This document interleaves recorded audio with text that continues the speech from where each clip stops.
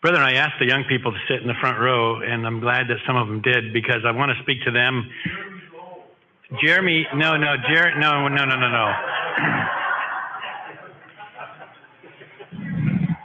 But you know what makes our faith in God special is the two salvations. The two salvations is what makes our faith in God special, and our understanding the mercy and loving kindness of God, to see the manifestation of his love and power and justice and mercy on the world of mankind. But sometimes it comes through struggle, and we're going through a great time of struggle. Can you not hear me very well?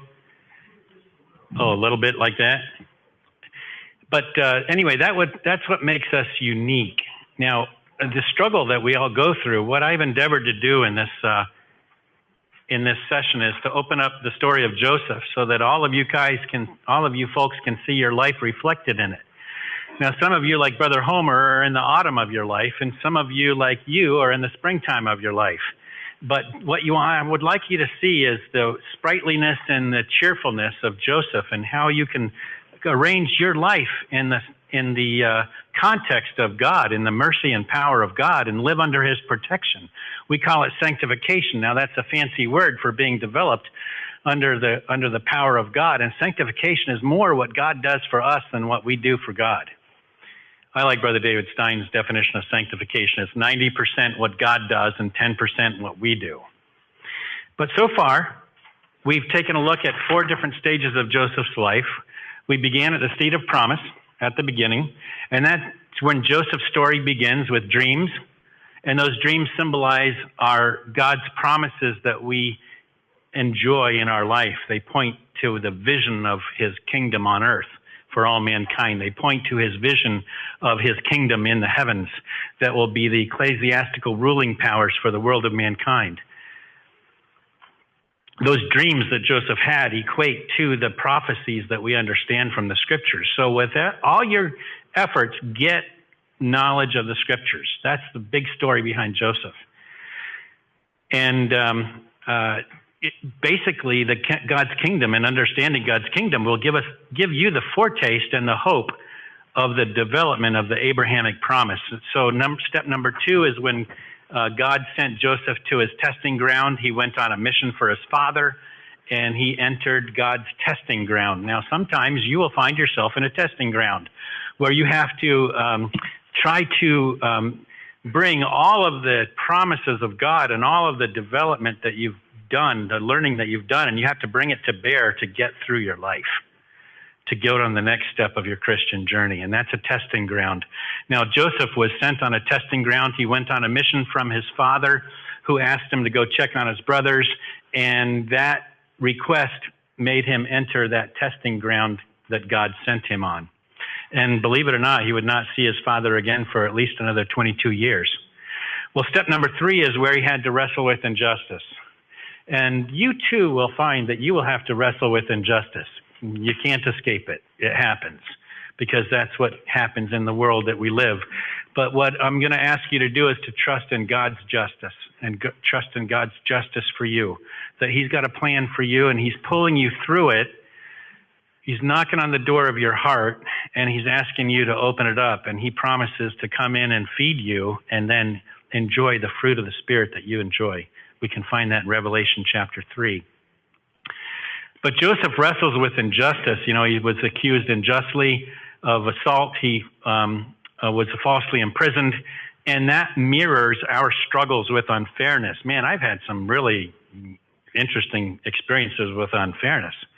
And but what it was his response? His response was that he maintained his integrity, and he maintained his trust in God despite adversity.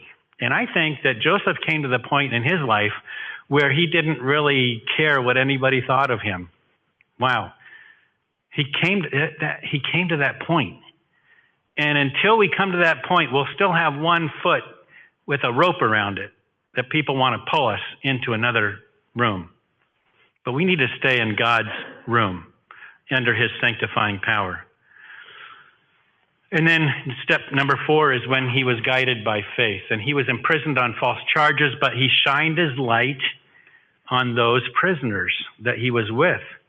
And he learned invaluable things for his job as Pharaoh's number 2. In prison, he was in the king's prison, and he learned from the administrators that were in prison from the king's kingdom. He was put over them in authority, and I'm sure he just walked up to each one and said, okay, tell me your story. And that's what God wants you to do in prayer. He wants you to tell him your story. Tell him what you're concerned about. Tell him what you're afraid of. Tell him what your hopes are. Tell him that you're wrestling with this promise that he gave and why it's taken so long, like Brother Brian and Brother Jonathan spoke about.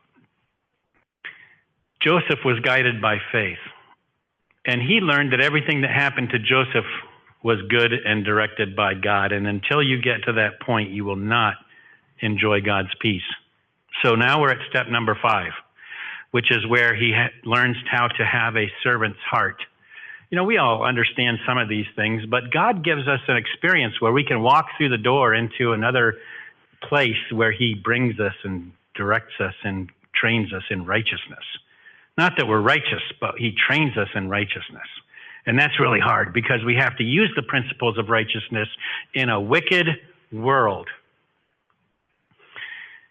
So in this case, we find it in Genesis chapter 41, verses 1 through 57. Genesis 41, chapter 1 through 50, verses 1 through 57. In this case, Joseph rose to power in Egypt. And he rose to power by interpreting Pharaoh's dreams. Pharaoh had 2 disturbing dreams. Dream 1 was that 7 healthy cows were devoured by 7 sickly cows and were not any fatter. And the dream number 2 were 7 healthy ears of grain are swallowed by 7 thin, scorched ears of grain. And Joseph, because he had this direct line to God, he had God's favor. God favored him in prison. God favored him in Potiphar's house. God favored him when he was a child. His father favored him when he was a child. But even in prison, even when Joseph didn't feel favored, he was favored. God is what helped give Joseph the dreams of the interpretation of dreams. And he told Pharaoh that both of his dreams signified 7 years of abundance in crops and then followed by 7 years of severe famine in Egypt. And he advises Pharaoh to appoint a wise administrator to store grain up during the 7 years of plenty to prepare for the famine. And impressed with Joseph's wisdom and God's spirit within Joseph, Pharaoh says, hey, are you available, Joseph? Pharaoh appoints Joseph as a second in command over all of Egypt. And he gives Joseph authority to manage the preparations for the famine. Now, what we're seeing is God setting up the stage for Joseph's dreams that he had of authority over his brothers, for his dreams to be fulfilled. And when we see the dreams that we have, the understanding of the prophecies, for instance, the nation of Israel, when we can see Jesus present in his parousia, executing God's strategy for resurrecting the nation of Israel, and we can see the fulfillment of that prophecy, that links us in the spiritual identity of our new creature. And that's what was happening. God was giving Joseph a new identity. And that's how God works with us. He gives us a new spiritual identity with our new creature. So now we're in the time of servanthood, step number 5. And Joseph served his father. You know, servanthood was Joseph's motivational energy. You ever thought of your motivational energy, where your motivation comes from? Well, Joseph served his father. Joseph was a servant to Potiphar. Joseph served the warden in the prison. Joseph served the butler and the baker. And now Joseph would serve Pharaoh by interpreting his dreams. Now, sometimes when people go to prison, they want to cop this innocent victim story. But Joseph didn't do that. He chose to be intentional. He chose to be proactive in his efforts to apply the power of God's favor. And that's what we should be. We have God's favor through the justification that Brother Alan Springer talked about in the robe of Christ's righteousness. We should prosecute that in a proactive way, not in pride, but in humility. And the choice was Joseph's and the choice is ours. He adopted the heart of a servant. Now, what Joseph taught us about in his life was that God does the work. God did the work for Joseph. But Joseph responded to that work with motivational energy and with the heart of a servant. And understanding Joseph's faith journey will give us a bird's eye view of our own journey as we look back and we can see the markers in our own experience in our life and say, oh yeah, that was that. This was that. This was where I learned how to become a servant. It gives us a bird's eye view of our faith journey as well as a faith journey of our loved ones so that we can be a mentor without prejudice. Where's Brother Doctor?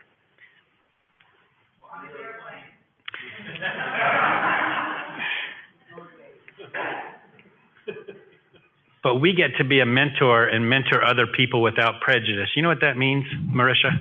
That means that I get to help you become what you are meant to become in God's power. And all I have to do is teach you the principles, and you get the motivational energy to respond in kind. And that's all you have to do. That's all Joseph did. God called you. God tested you. God let you wrestle with injustice. You apply your faith. You develop a servant's heart. And because of all those difficult steps going through the crucible of God's directive, you learn servanthood in your heart, and it's authentic. And it resonates as genuine, even with your enemies. The next step is step number 6, and that's God's sovereignty in all things. So we're going to read Genesis chapter 42, verses 1 through 9. Genesis chapter 42, verses 1 through 9. Now, when Jacob saw that there was corn in Egypt, remember Jacob is Joseph's father. He's back in Canaan with his 11 sons. Now, when Jacob saw that there were corn in Egypt, Jacob said unto his sons, why are you standing around looking at each other? Verse 2, and he said, behold, I have heard that there is corn in Egypt. Get you down thither and buy for us from thence, that we may live and not die. And Joseph's 10 brethren went down to buy corn in Egypt, but Benjamin, Joseph's brother, Jacob, sent not with his brethren, for he said, lest peradventure mischief befall him. And the sons of Israel came to buy corn among those that came from, for the famine was in the land of Canaan. And Joseph was the governor over the land, and he it was that sold to all the people of the land. And Joseph's brethren came and bowed down themselves before him with their faces to the earth. Wow. There's the prophecy that God gave Joseph by dreams. There's the fulfillment of that prophecy. Don't you think that lit Joseph's heart on fire? Joseph was about 35, 37 years old in here, 37, 38. And Joseph saw his brethren, and he knew them, but made himself strange unto them. A little bit about how Clark Kent puts glasses on, and nobody can tell he's Superman. And spake roughly unto them, and he said unto them, whence come ye? And they said, from the land of Canaan to buy food. And Joseph knew his brethren, but they knew not him. And Joseph remembered the dreams which he dreamed of them, and said unto them, your spies, to see the nakedness of the land ye are come. So this was a huge test for Joseph. Joseph could have punished his brothers, but instead he put his brothers on their own faith journey. And he was mentoring them without prejudice. That's the secret. That's the secret of leadership, mentoring somebody without prejudicing them in any way. He tested his brothers. Joseph trusted in God's principles to be a guide, to test his brothers. God was overwatching Joseph, and Joseph recognized God's sovereignty in all things. That's where we're at, step number 6. God's sovereignty in all things. We're going to get there, but we have to go through the difficult experiences sometimes to learn the lessons. So Joseph let his brothers find their own faith through all of these back and forth that he did, and he let that faith be their guide once they found it. He wanted to see which of them would allow that servant's heart to rise up. And as mentors, when we help other people see that and we guide them, and I really think even though in these difficult experiences, Joseph was being meek and righteous, he was following God's formula. Whether he knew it or not, he was pulling the children of Israel together in a common focus and a common vision that they could have never been pulled to before. And Joseph saw that the difficult experiences that he had was for the purpose of bringing that nation together.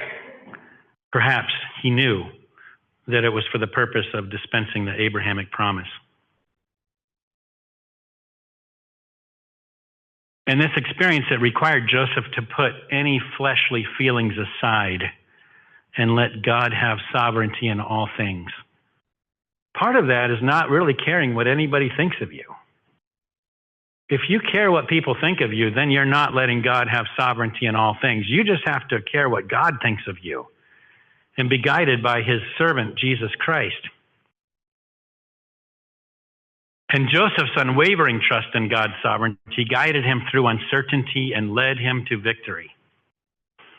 Not victory as the world would see it, but his story becomes a beacon of hope. And it reminds us that faith and righteousness can overcome any obstacle.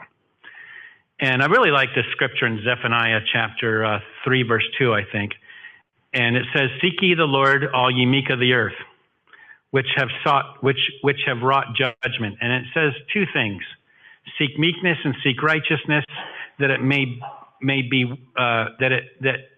be ye shall be hid in the day of the Lord's anger. So when is the day of the Lord's anger? Well, it's right now.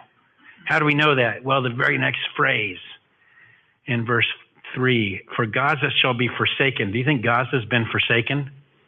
Certainly looks like it. "And Ashkelon a desolation. They shall drive out Ashdod at the noonday." Ashdod is where all the cruise ships park, by the way, when they go to Israel.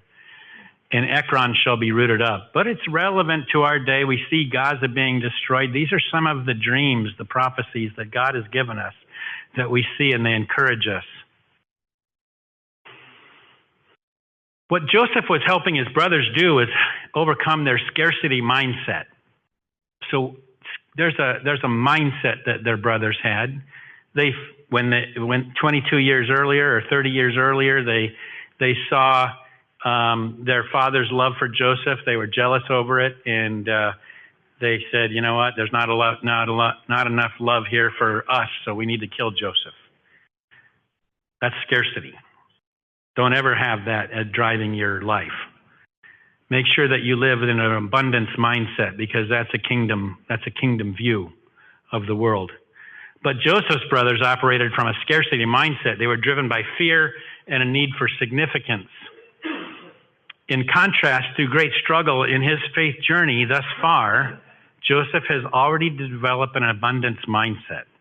And he recognized God's providence even in adversity. That's the challenge.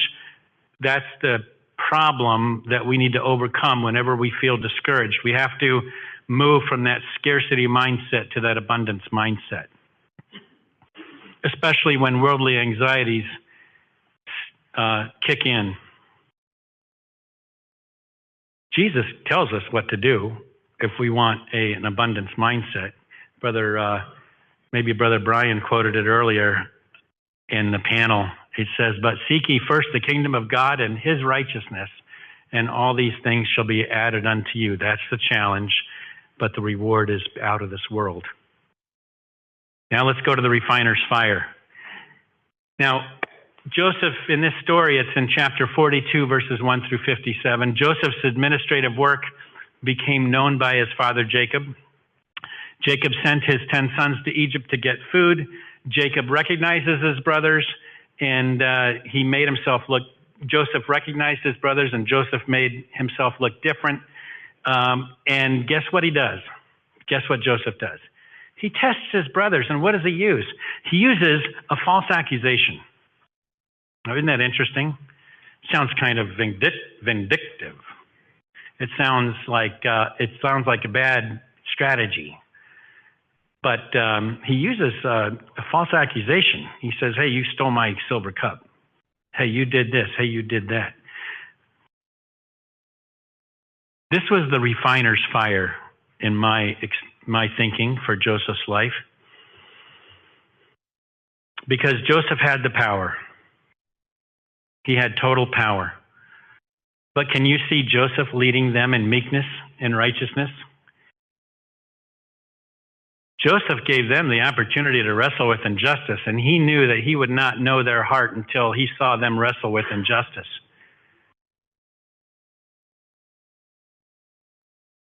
And I think he knew, because of his own faith journey, step 3, that their internal struggle with injustice and a false accusation would help them find their faith. You like that, Sister Sharon? She's smiling. So some of you may think that the refiner's fire part of Joseph's life would be either when he was sold into slavery by his brothers, or the false accusation by Potiphar's wife, false imprisonment, waiting for 2 years for the butler to mention his name. But I chose this point for the refiner's fire stage of Joseph's faith journey, where Joseph would have to wrestle with the temptation of pride in his heart. Have you ever had pride in your heart? Yes, Your Honor, I'm guilty. Joseph was now in the driver's seat as Pharaoh's number 2. But this power was a gift from God. And anything you have in this world is a gift from God. Don't forget it. And he's given you gifts of abilities to accumulate things. Could be money, it could be material things. But any power that you received is a gift from God. Don't forget that. And he would have to be intentional. Joseph would have to be intentional about how he would wield that God-given power in the lives of his brothers. And he chose to bring them along, kind of extrude them on their own life journey, following his own template that he was giving. For Joseph, power would be a temptation. He had to resist the lust of the flesh, the lust of the eyes, the pride of life. He had to resist the power of being right. He had to resist the power of being under God's favor. Never mind being Pharaoh's number 2. But the lust of the flesh, the lust of the eyes, and the pride of life, these were all sins of his brothers by which he suffered greatly. But Joseph's secret sauce was that he put God in charge of all things in his life. And this is how he was successful in the refiner's fire. And at the same time of putting his brothers on the faith journey, guess what he was doing? He was doing a balancing act. He was orchestrating the administration of the famine in Egypt. Wow, he was doing all that stuff. He must have had ADHD too. But with great power and with God's favor comes responsibility. I stole that from Spider-Man. But by faithfully submitting to the refiner's fire, Joseph became the spiritual father of his brothers. Joseph chose to do justly. Joseph chose to love mercy. He chose to walk humbly with his God. And this is our intent as well. And it's a daily struggle. Can we be successful? Yes. How do we know? John, how do we know we can be successful? It's because Joseph teaches us that we can. And we know that these difficulties on his faith journey, on the road to a legacy of faithfulness, are simply stops along the way. Joseph chose to use his power as Pharaoh's number 2 and under God's favor to shape the character of his brothers, to mentor them on their own faith journey. But at the same time, God was shaping Joseph and refining his character like gold. Joseph was in the refiner's fire. The next step is step 8, trusting in God's timing. So in this case, the family was out of food. in Canaan, and it's kind of symbolic of how the brothers lacked any spiritual food, in my opinion.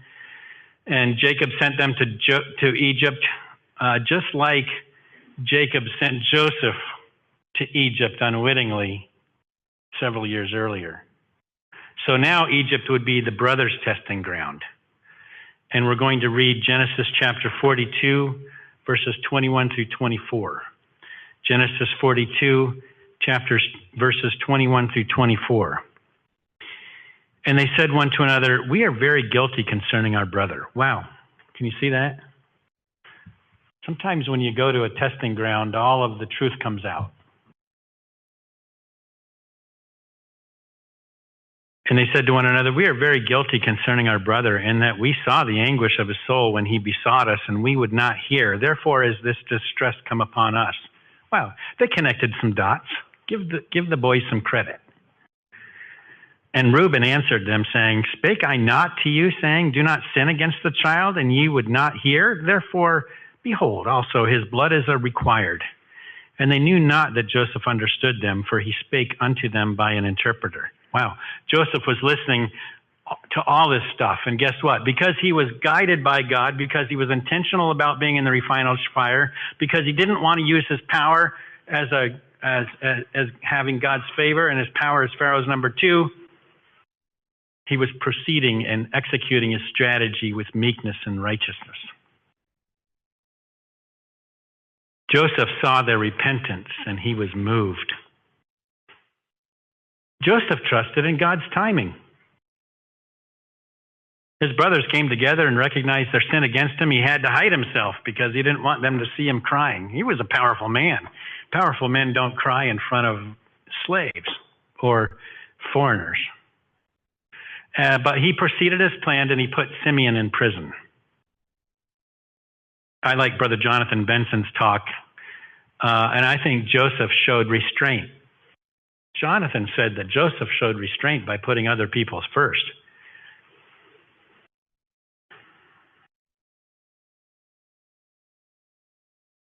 Brother Jonathan said, and you should listen to his talk if you haven't, but Joseph showed love and mercy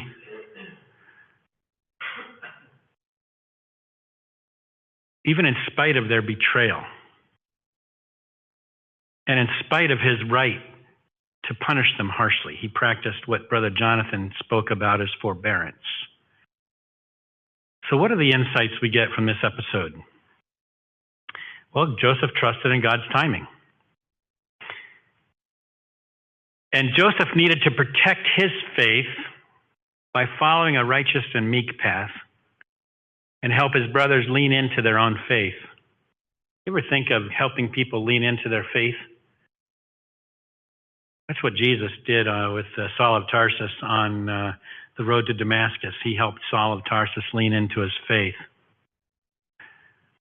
And Joseph orchestrated an elaborate back and forth between his brothers and then his brothers with their father. And it was a shocking back and forth that Joseph used tactics that actually raise your eyebrows. It raises my eyebrows.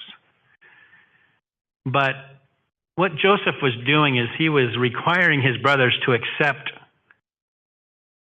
and to deal with the lie that they told their father.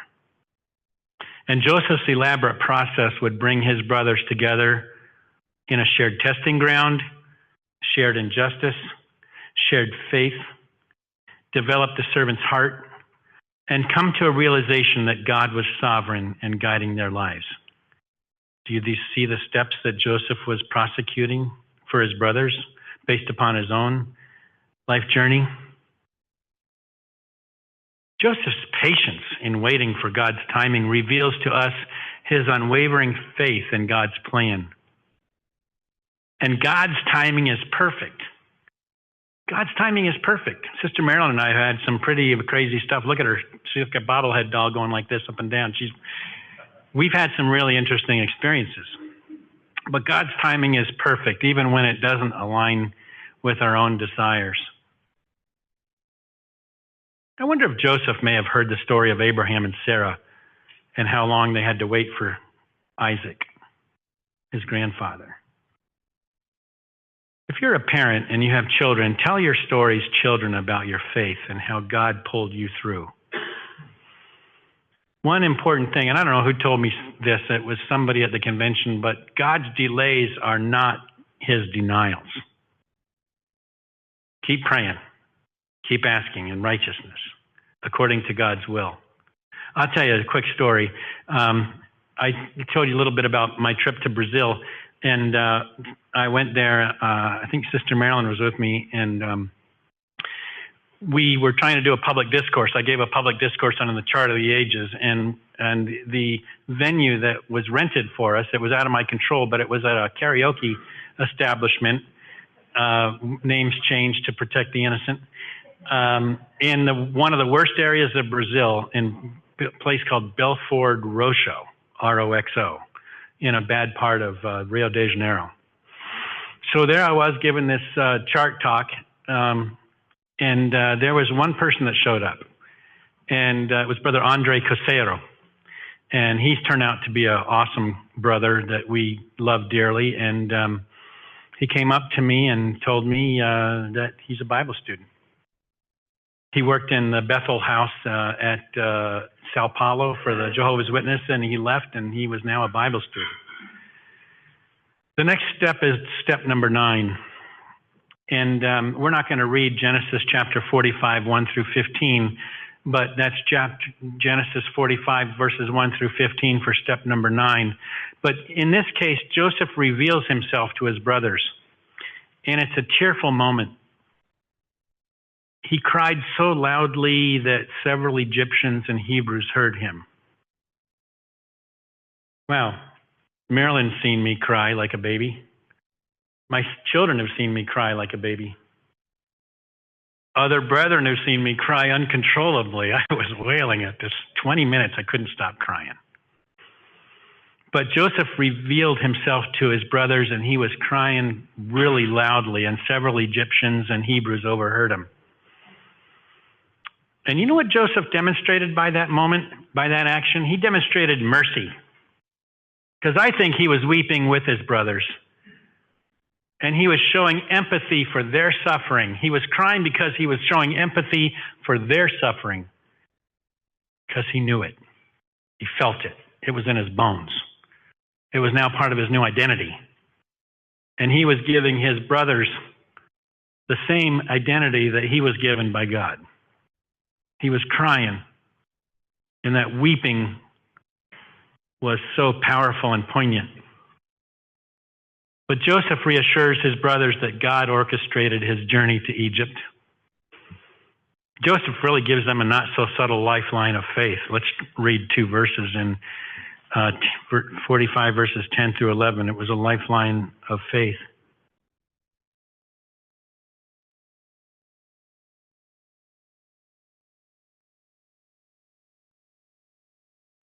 And thou shalt dwell in the land of Goshen. And thou shalt be near unto me, thou and thy children and thy children's children, and the flocks and thy herds and all that thou hast, and there will I nourish thee. For yet there are 5 years of famine, lest thou and thy household and all that thou hast come to poverty. Wow, what a blessing. Oh, the goodness and loving kindness of Jehovah. You know what another word for loving kindness, by the way, is? Mercy. The mercy of Jehovah, the loving kindness of Jehovah. Well, step number 10, the journey to reconciliation. We're going to quickly go through this. It's in chapter 46, verses 1 through 5. God reconciles with Jacob. The sons reconcile with their father. Joseph's children are reconciled with Jacob. And Jacob claims Ephraim and Manasseh, Joseph's children, as his own. Joseph receives a double blessing. Jacob is finally at peace. Joseph is at peace. Pharaoh's at peace. Did you wonder what happened to Potiphar and his wife? Who cares? It doesn't matter. Why? Because Joseph didn't care what they thought about him. So step number 11, the power of redemption. Joseph's faith journey is ultimately a story of promise, and this is chapter 50, verses 15 through 21. It's a story of promise, testing, redemption. It's from slavery to leadership. and it mirrors God's calling and redemptive power in our lives. Do you get that, Bill? Joseph's story is your story.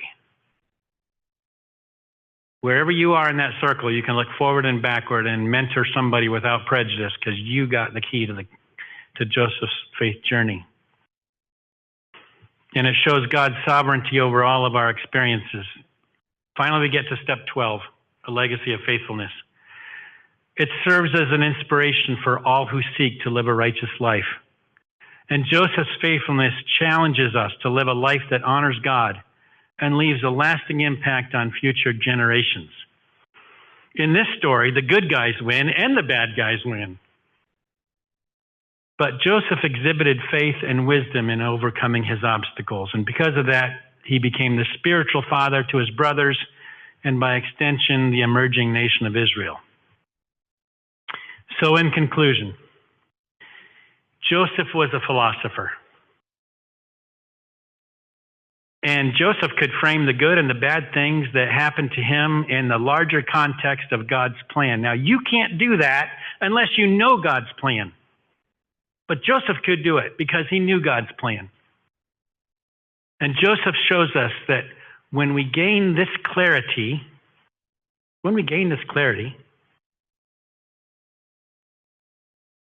we find it easier to submit to God's sanctifying power. And guess what? We enjoy a peaceful walk with God.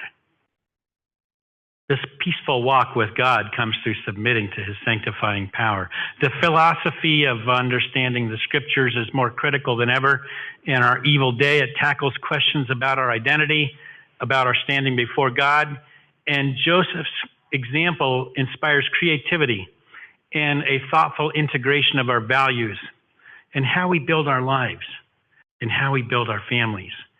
You know, when we talk about the power of God's work and his plan, it's not just bumping our gums and proving to everybody that we know what we're talking about. We have to integrate this in our family's life experience. And if we can't, then we don't really know it. Successful Christian leadership requires alignment of our values into our families. And this is what Joseph did for us. He showed us what he believed. And you young people, whether you're shaping a home or embarking on a career, it's clear that progress is strongest when you're rooted in a purposeful walk with God. Trust in God. Find meaning in all of your joys and sorrows. And let's build our futures in the narrow way with our best efforts.